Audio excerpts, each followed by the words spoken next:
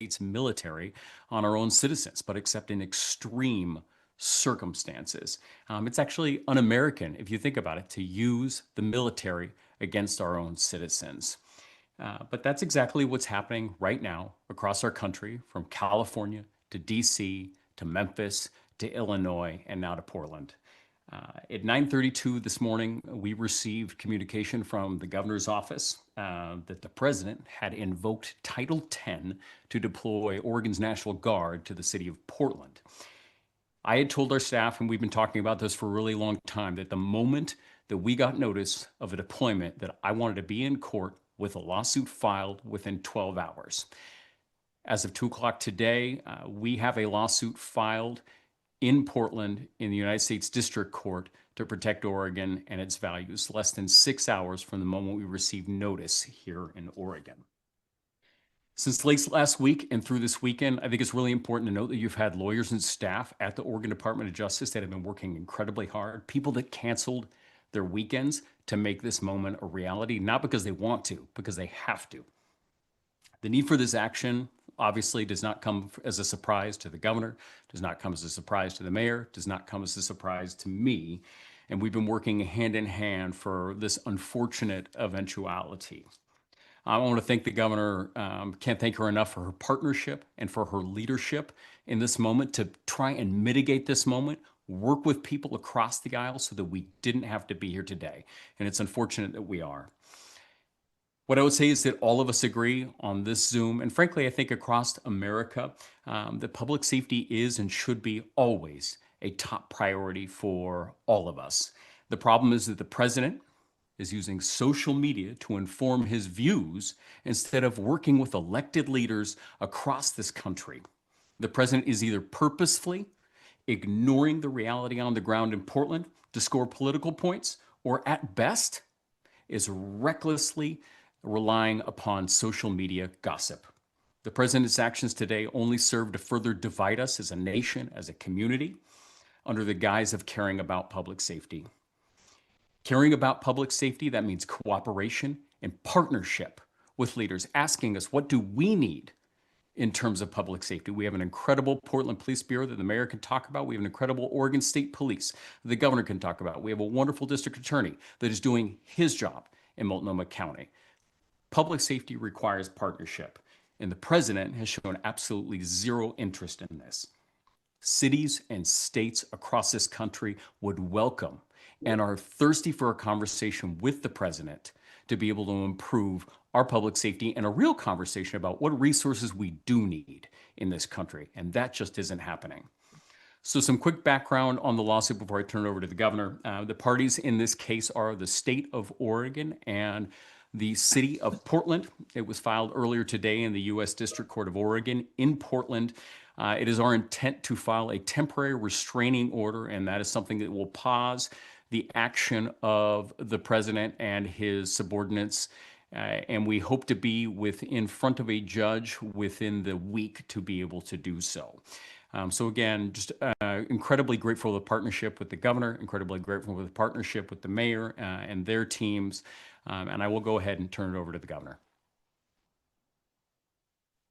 Thank you, Mr. Attorney General. I really appreciate your leadership, and it's good to be here with you and Mayor Wilson, although I wish we were doing something else on our Sunday, to be very honest. It's another beautiful day in Oregon's largest city, and it's the second time I've been with press this weekend. I think this is a sad day for our country, a sad day for Oregon, that the President of the United States does not listen to local leaders about what they need and how we can be in partnership. When the president and I spoke yesterday, I told him in very plain language that there is no insurrection or threat to public safety that necessitates military intervention in Portland or any other city in our state. Despite this, and with all evidence to the contrary, he has chosen to disregard Oregonians' safety and ability to govern themselves. This is not necessary. And I believe it's unlawful, and it will make Oregonians less safe. As the Commander-in-Chief of the Oregon National Guard, I will always prioritize the mission of the Oregon National Guard, and make sure that the resources of the Guard are used towards the needs and the values and protection of Oregonians. Putting our own military on our streets is an abuse of power and a disservice to our communities and our service members. Regardless of who is directing their deployment, I want everyone to remember that the Oregon National Guard is made up of Oregonians who are citizen soldiers who are our neighbors and our friends. And I will use everything in my authority to support them as Oregonians, and I will have their back. Again, I will be working in close coordination with our Attorney General. Oregon is our home. It is not a military target, and we're going to fight back to make sure that we can keep Oregon safe. And with that, I'm going to hand it over to Mayor Wilson. Thank you, Governor. Thank you, AG Rayfield. Governor, I want to just appreciate your leadership in these difficult, trying times. And AG Rayfield, thank you so much for working with our city attorney, Robert Taylor, on crafting the suit that you'll be releasing shortly. It would be an understatement to say that I am so disappointed at the irresponsibility of our federal government. We do not deny that Portland has hard and important work to do, and we've been doing it. Chief Day, our Portland Police Bureau leader, has been doing incredible work to bring down almost every metric in Portland. And our entire city, our city council, all of us have been working to turn Portland around. We are in the midst of a renaissance. And if you go in any part of the four corners of Portland today, you'll see people enjoying the sun, paddle boards, people biking, gardening. We are having a resurgence that we're so proud of. We have been working hard to repair, restore, and revitalize our community, and it is working. And all of us know it, including those across the nation. To bring this narrative to Portland to say that we are anything but a city on the rise is counter to what truth is. We know that we have hard and important work to do. We know we have to continue to fight for our value, but we want to be fighting alongside our federal government, not opposing one another. We don't need troops on our soil in Portland. Portland is not an enemy. We are friends. We want to be fighting with the federal government to increase the focus on housing and homelessness. And we want to fight with them beside us to focus on Medicaid and Medicare and SNAP and those benefits that our community needs so much more than boots on the ground. If you want to help us fight for behavioral health and addiction services, something that we can help those that are suffering on our street, truly lift them up, not a show of force, which is really all it is. It's just a big show.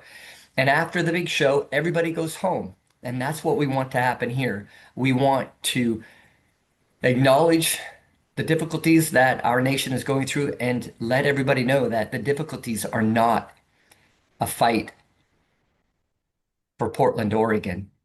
It's a fight for our values across our nation. And that's what we want to be doing in this partnership.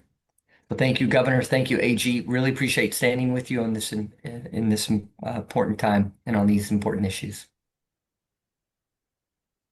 Thank you all. We are now ready to open it up for questions. Go ahead and use the raise hand function, and I will call on folks in the order that I see the hands. Evans, McMorris, Santoro, go ahead, and please also share your name and the outlet you're calling from. Yeah, hi, this is Evan from notice.org. Thanks for having us on this call. Governor, General, and Mayor, I wonder if you can tell us what you expect to happen in the next 5 days. Are we expecting to see, troops show up now? And if so, what are they going to be doing? And what do you expect your local law enforcement, other folks to be doing? I think that there's been a lot of confusion this weekend as to what actually comes next now that this order has happened, this lawsuit has been filed. Well, obviously, the president took it upon himself to disregard rational conversations, to activate Title 10 to activate Oregon National Guard members. As Commander-in-Chief, I am no longer in charge of the members that he will be calling up. It's under the control of the Northern Command. We don't have details to share. It's unclear what the mission is. And when you don't have a clear mission, you don't know when that mission will end. At this point, I don't have any other further details to share on the actual use of Oregon National Guard members. And in our lane, the Oregon Department of Justice, in collaboration with the governor, the goal is within the next 24 hours to be filing a temporary restraining order in our courts to stop this from occurring before it starts. And that's why it was so important to file early, to get a judge assigned so we can be in front of that judge, talking with the judge about the reality on the ground, as the governor and the mayor have talked about. And then more importantly, talking to them about why this is unlawful. And the only conditions that you use this authority is when you're being invaded, right? Yeah, then under those conditions, you may actually want to have the U.S. military forces.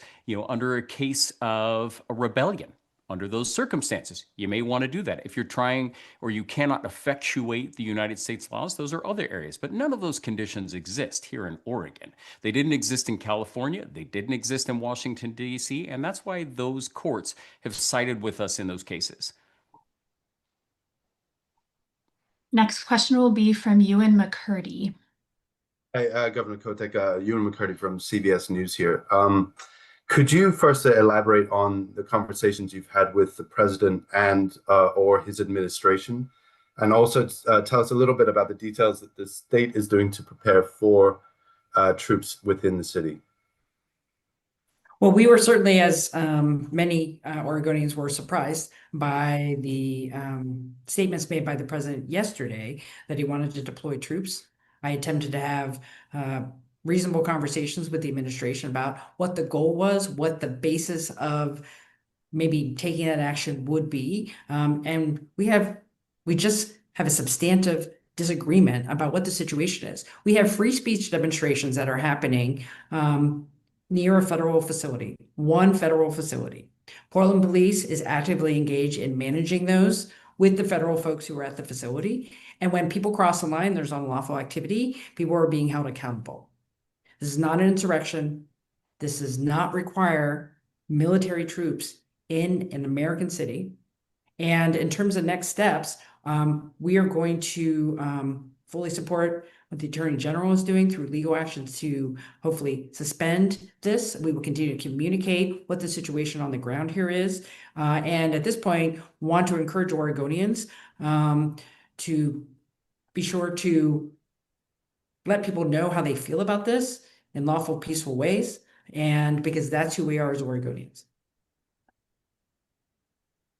All right, next up, we've got Matt Shepard, K2 News. Hi there. Thank you for taking the time to talk to us. Governor Kotek, just to clarify, I want to clarify here, and then I have a follow-up question. The Oregon National Guard, is that officially under President Trump's command now? That is correct. Under utilizing Title 10, the Oregon National Guard, the troops he is calling up are under his control. Okay, got it. And I do have I did receive information that there are hotels in the area, in the Portland metro area, or at least the Oregon National Guard has been reaching out to hotels in the Portland metro area looking to house troops at those hotels. Are you aware of that, or do you have any information on that? I do not have any details on what the potential timeline on the deployment would be. Okay, and just one last quick question for you. You said you've spoken to President Trump. Is there just how did that conversation earlier today, or was it earlier today or yesterday? You had conversations with the president and what his plans were specifically to you about what he was going to do? Well, I did speak with him directly yesterday, as has been reported. We had a text exchange today, and what I can say is the text exchange started with the assumption we would continue to have conversations. Then we received notice that they were invoking Title 10, and I expressed my disagreement and disgruntlement with that decision, and that's where we've left it. Right, thank you. Next up, we have Maxine Bernstein. Thank you. Can you explain, Governor, how you received notice at 9:32? Was it a phone call or how did that come in? And also, what the direction is to local and state law enforcement if federal troops arrive? Sorry, I was going off mute there for a second. So the answer to the first question, we received notice by emailed notice to our office and to the Adjutant General about the invocation of Title 10. From who was that from? From the military. Okay. And the second part was, The Department of War, yes. I see. And the And second follow- part is the direction to local and state police if federal troops arrive in the city. This is an evolving situation. We do not have any direction at this point because we don't know the timeline. And of course, the Attorney General is seeking stay here as well. So we at this point have not made any direction to local law enforcement. And let's be clear, local law enforcement has this under control. It is not clear where folks are going to go, what they're going to do, why they have to do it, how long they'll be here. All of this is up in the air, and that is not how this should be happening. And it shouldn't be happening at all. And then my other question to Attorney General Rayfield, what other cities have been successful in this legal challenge of Trump's deployment? I know there was an injunction ordered by a federal judge in California that's on hold. Are there other successful efforts? Yeah, so the two jurisdictions right now would be the state of California, as you noted, with the order in Southern California. And I should note for everyone that the manner in which the president has invoked Title 10 and moved forward is the exact same manner in which he did it in California. In Washington, D.C., it's a little bit of a different animal, but that's the other jurisdiction that it has received, that had a case filed on behalf of its attorney general in that district that was successful in the initial stages.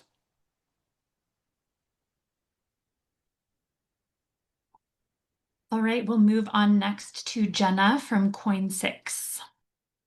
Hi there, everyone. So, Attorney General Rayfield, I know you mentioned that one of the appropriate times to enact this is when we're being invaded, but since we are in unprecedented times, I was curious, at what point do city and state law enforcement absolutely have to comply with federal law enforcement and by extension, the president?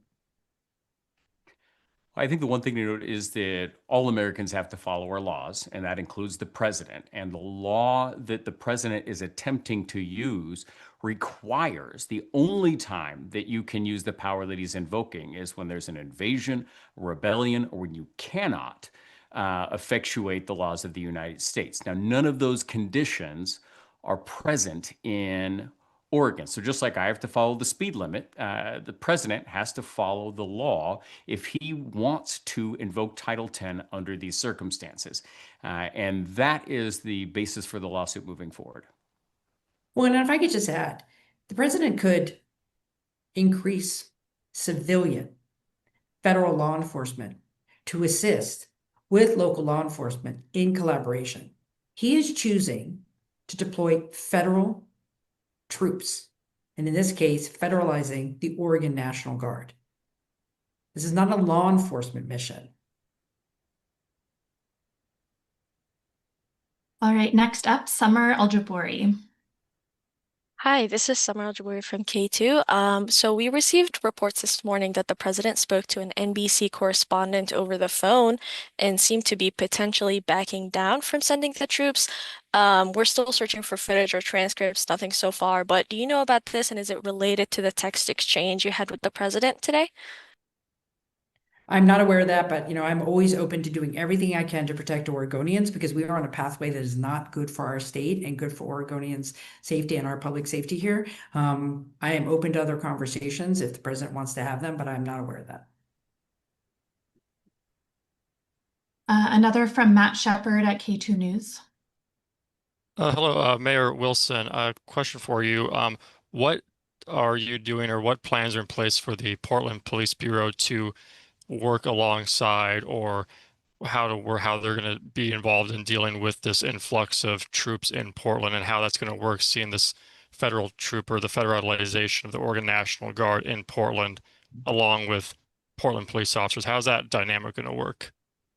Well, it's fluid right now. I would say that we don't have the information on the timing, logistics, the legal aspect of it. There's so much up in the air right now. Certainly, we're having conversations with Chief Day and his department, but right now we do not have anything definitive on the deployment, whereabouts, logistics, and so on. So we're really going to rely upon the governor and her leadership and AG Rayfield and our city attorney to see what resources we have prior to that. And then once that does become a reality, then we'll put more of a protocol together.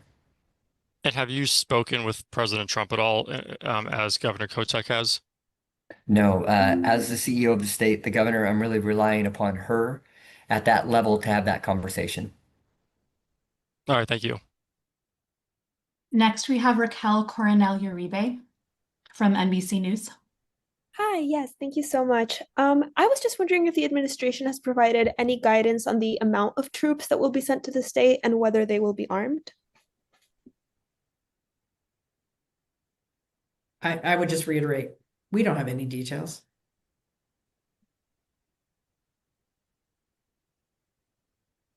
Okay, let's think about this. The President of the United States believes we are under attack. He believes we have been invaded. I don't know what he is thinking, but we have zero details. And yet he is telling Oregonians to be called up to duty. That is wrong and it is un-American. Next, we have Mariana Alfaro. Hey, Governor, I was just wondering if you have any message to activists and demonstrators who have protested outside the ICE facility, and whether you think that this, entire situation could have a chilling effect on people's speech in Oregon. And I would open this also up to my colleagues. Oregonians believe in free speech. We understand, and we have had hundreds of thousands of Oregonians demonstrating, rallying since the beginning of the Trump administration, almost predominantly in peaceful fashion. If someone is doing something that is unlawful, they will be held accountable. All of us are encouraging Oregonians, do not take the bait. You need to peacefully lift up your voices. Do not let the President of the United States bring an escalated moment into our state and cause more problems for us. I believe people can let themselves be heard lawfully and peacefully, because that is who we are as Oregonians. And I know people should keep that in mind as they continue to participate in events. I would just say this is a precarious moment in the history of our country. And if you look at the past 9 months, what has gone on, let's look about it in the totality. It started off with attacking the independent judiciary, criticizing anytime you don't get an order you like, threatening to remove judges. This is coming from Congress. This is coming from your President of the United States. Our founders said a co-equal branches of government are an incredible tenet of a democracy, but it doesn't stop there. We've now started to see him attack free press overtly. And that went on last week. And we're having this conversation in our country. We've seen them wanting to game the system by creating a redistricting plan so they can regain power or retain power in Congress. And you are seeing them normalize military across this country in multiple venues.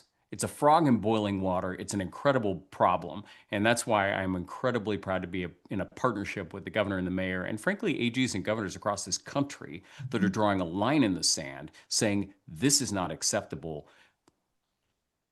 Yeah, and let me just add, Portland has a proud and long-standing track record for large, peaceful protests and demonstrations. It is something that we really hold fast to as our First Amendment right. And I think the rest of the nation should be looking up to Portland, not looking to Portland as a city in crisis, which couldn't be further from the truth. And we have a long track record of leading the nation with social justice movements. We're very proud of that. The thing that concerns me is this is a surreal moment that is being manufactured as if it's a made-for-TV event, and the administration is trying to really trip us up instead of partnering and being a friend and focusing on how we partner together to move forward. We're actually being looked to make a misstep. What we're talking to our community about is let's stay true to who we are. I firmly expect us to rise up and have significant peaceful protests, not only today and the days ahead, and I look forward to participating in those protests with the governor, with the AG. But we need to really be true to who we are, and that's peaceful protests. And we need to turn a cold shoulder to this overt focus to try and trip us up, and we won't be tripped up. Next, we'll take a question from you, Ewan McCurdy. This is a question for all three respondents, really. Have you had discussions with your counterparts in other jurisdictions which have had troops sent in, for example, in Los Angeles or in DC? Can you get that repeated? I couldn't hear that. Yeah. I apologize. Have you had conversations with your counterparts in other jurisdictions which have had troops sent in? Democratic governors have been chatting and talking. I've had conversations with Governor Pritzker, who has had been experiencing similar threats from the federal administration and have been in communication with Governor Newsom. And again, we are all concerned across our country that this is a abuse of power, and we are all trying to figure this out together. And the same is for attorneys general across the country. So last night I was on a call with AG Rob Bonta in California. I think it's an incredible moment where you have such collaboration among governors and attorneys general together. I should even say the Secretary of State's the collaboration when it's for defending our election laws. So it's a very fortunate space I think we're in right now. Next, we'll hear from Evan Watson.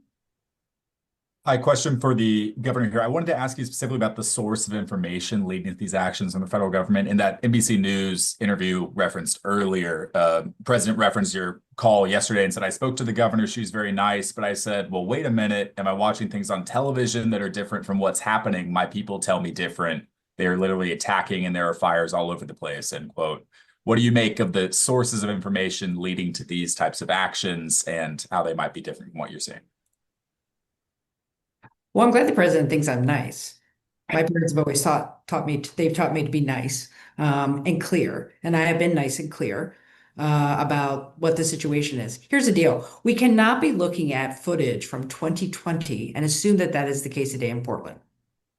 We are working very hard to get the message out. And when people come to Portland, like, it's great. People are loving it. They love the restaurants. They love the community. They love being here. It is a safe community. And our crime statistics are down. This is a safe place. Look, like any other major city, there are challenges. But what I said to the president is, I don't understand what information you have. When he says to me that the federal courthouse is under attack, that is absolutely not true. And some demonstrations happening at one federal facility that are being managed on a regular basis by local law enforcement. If that is the only issue he's bringing up, he has been given bad information. All right, we have time for just a couple more questions. We'll do Claire Elmer and then Matt Shepard. Hi, this is Claire Elmer. I'm with KTVZ News in Bend.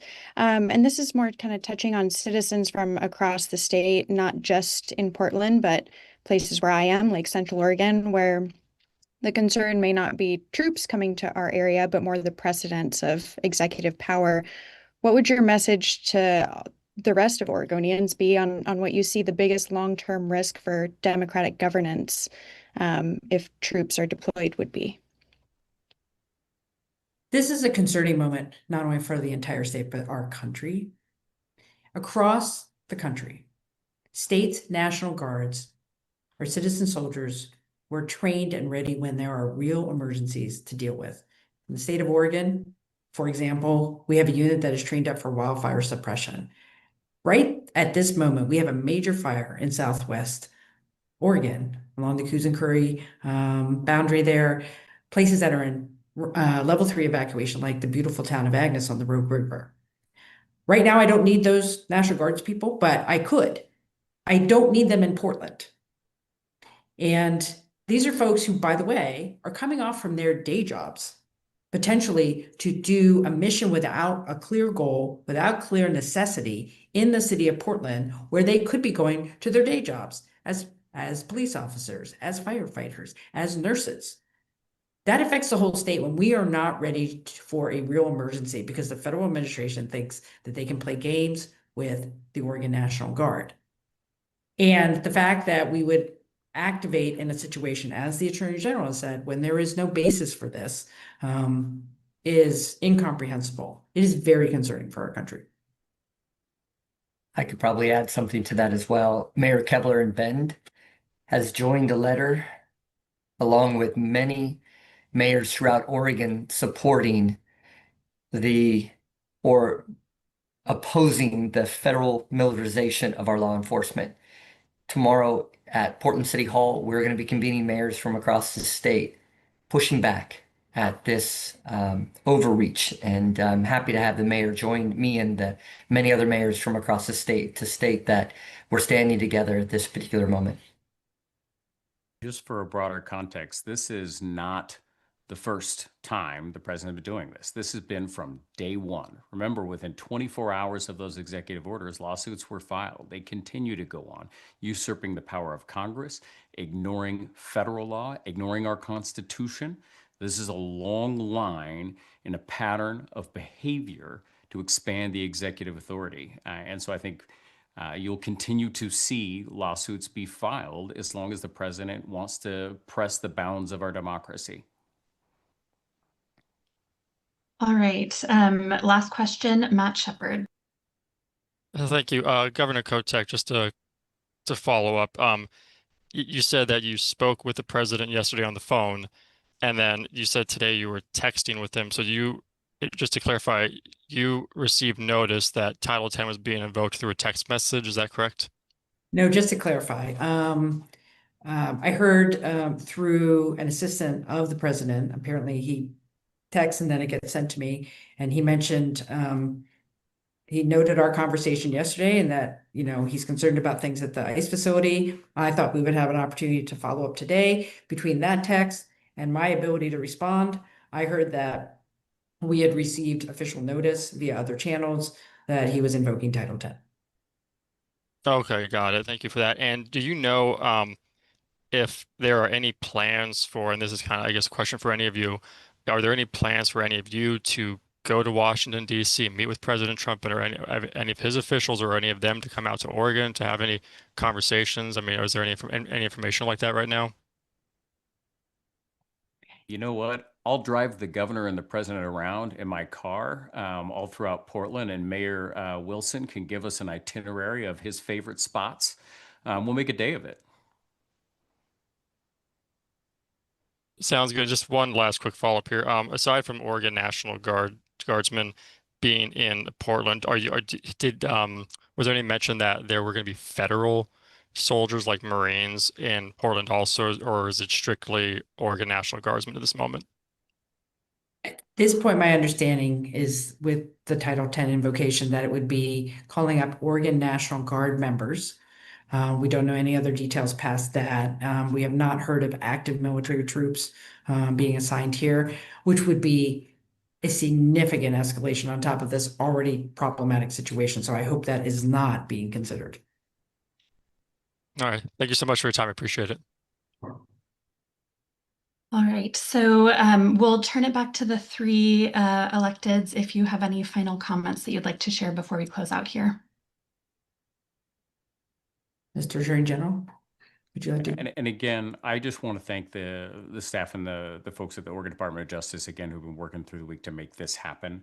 It is no small feat to be able to get a lawsuit filed so quickly here in Oregon. So we have amazing committed people that are working on behalf of all Oregonians. And then just, again, a big thank you to the governor and the mayor and their leadership and their partnership in this moment. And we will be looking forward to being in front of a judge earlier this week to really lay the grounds of how the president has not met any of the thresholds to be able to deploy military forces against its own citizens. And that should happen, and we will keep everybody updated as that goes on throughout the week. And I want to thank the Oregon Department of Justice and the Attorney General and his team, because we have to fight back when we see injustice that does not align with our values and what is a real situation on the ground here. We should always be prepared to work on real emergencies together with the federal government. This is not one of them, and this is an inappropriate action by President Trump. And I'll finish by saying, Governor, thank you so much for your leadership. It's a privilege to serve with you. AG Rayfield, thank you for working with my team and being available when we needed you. And then I'll finish with just my gratitude to the journalists on this call. I'm proud for the job and the hard and important work that you do as well to just continue to shine a light on these issues. We need you now more than ever. So thank you. All right. Thank you, everybody. Thank you.